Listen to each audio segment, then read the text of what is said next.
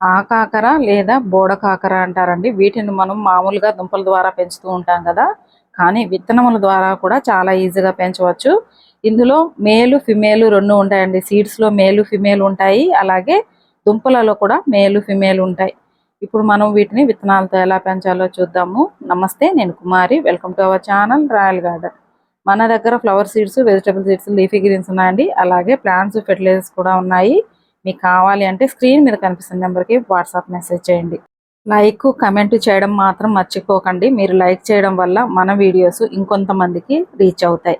ఇక్కడ చూసారు కదా, సీడ్స్ ఇలా ఉంటాయండి. కానీ మనము ఇందులో మేలు, ఫిమేల్ సీడ్ అనేది మనం గుర్తుపట్టలేము. అలాగే దుంపలలో కూడా మేలు, ఫిమేల్ అనేది మనము గుర్తుపట్టలేము.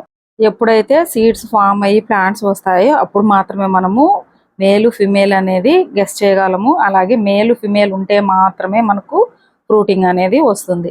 ఇప్పుడు మనము విత్తనాలు పెట్టుకోవడానికి ఏదైనా ఒక కంటైనర్ తీసుకోండి. అందులో ఖచ్చితంగా డ్రైనేజ్ హోల్స్ ఎక్కువగా ఉండేలాగా చూసుకోండి. ఇక్కడ నేను కోకోపీట్ తీసుకుంటున్నానండి. కోకోపీట్లో కొద్దిగా సాఫ్ట్ సైడ్ వేసుకున్నాను. ఒకవేళ మీ దగ్గర కోకోపీట్ కనుక లేకపోతే నార్మల్ గార్డెన్ సాయిల్, అందులో కొంచెము వర్మి కంపోస్ట్ కానీ లేదా పశువుల ఎరువు కానీ కలుపుకొని అందులో కొద్దిగా సాఫ్ట్ సైడ్ కూడా వేసుకోండి. ఎందుకంటే ఈ విత్తనాలకు కానీ, ఈ విత్తనం అనే కాదండి, మీరు ఏ విత్తనాలు వేసుకోవాలన్నా మీరు సాఫ్ట్ సైడ్తో విత్తన శుద్ధి చేయడం వల్ల ఏదైనా ఫంగస్ ఉన్నా అంటే మనం వేసే సాయిల్లో కానీ, కోకోపీట్లో కానీ, కంపోస్ట్లో కానీ లేదా విత్తనం ద్వారా కానీ ఏదైనా ఫంగస్ ఉన్నా అవి రాకుండా ఉంటాయి. వేసిన ప్రతి విత్తనం కూడా 100% జర్మినేట్ అవుతుంది. కాబట్టి మీరు ఏ విత్తనాలు వేసుకోవాలనుకున్నా సరే సాఫ్ట్ సైడ్ని కలుపుకోండి. ఇప్పుడు మనము కోకోపీట్ వేసుకున్నాం కదా, కోకోపీట్ వేసుకున్న తర్వాత ఇక్కడ ఒకసారి కోకోపీట్ని ఒకసారి చేత్తో గట్టిగా అదిమి పెట్టండి. తర్వాత ఒక టిష్యూ పేపర్ వేయండి.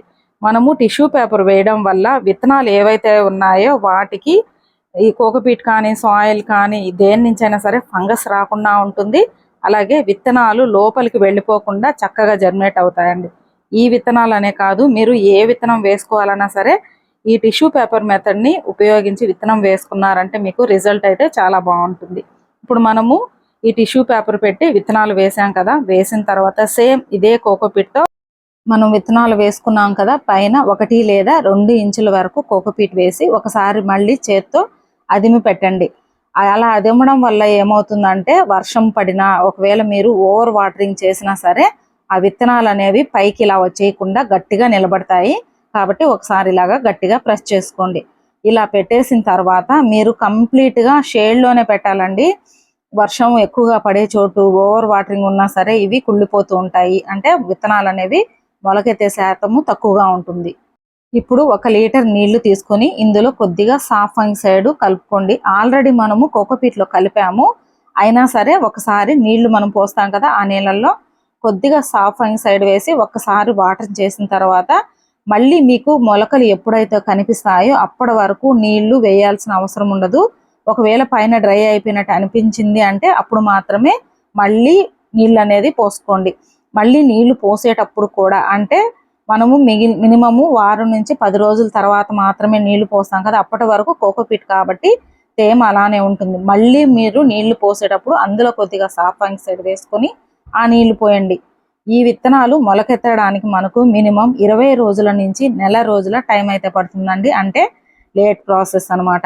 ఇప్పుడు మనము 10-15 వరకు విత్తనాలు వేసాం కదా, చూసారు కదా, జర్మినేట్ అయ్యాయి. కొన్ని మాత్రమే, మనము వేసిన ప్రతి విత్తనం కూడా జర్మినేట్ అవ్వదండి. ఇవి విత్తనాలు అయితే 10-15 వేసామంటే ఒక 3, 4, 5 మాత్రమే జర్మినేట్ అవుతాయి.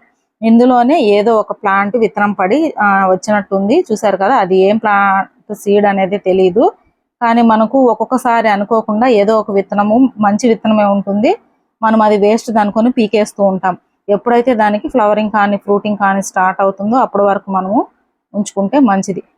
ఇప్పుడు మనము వీటిని సాయిల్ మిక్స్లోకి ట్రాన్స్ప్లాంట్ చేసేసుకోవచ్చు అండి. ఒకే టబ్బులో 4-5 మొక్కలు వేసుకోవడం వల్ల ఇందులో మేల్ ఏదో ఫిమేల్ ఏదో మనకు తెలియదు కాబట్టి 4-5 మొక్కలు ఒకే కంటైనర్లో వేసుకోండి.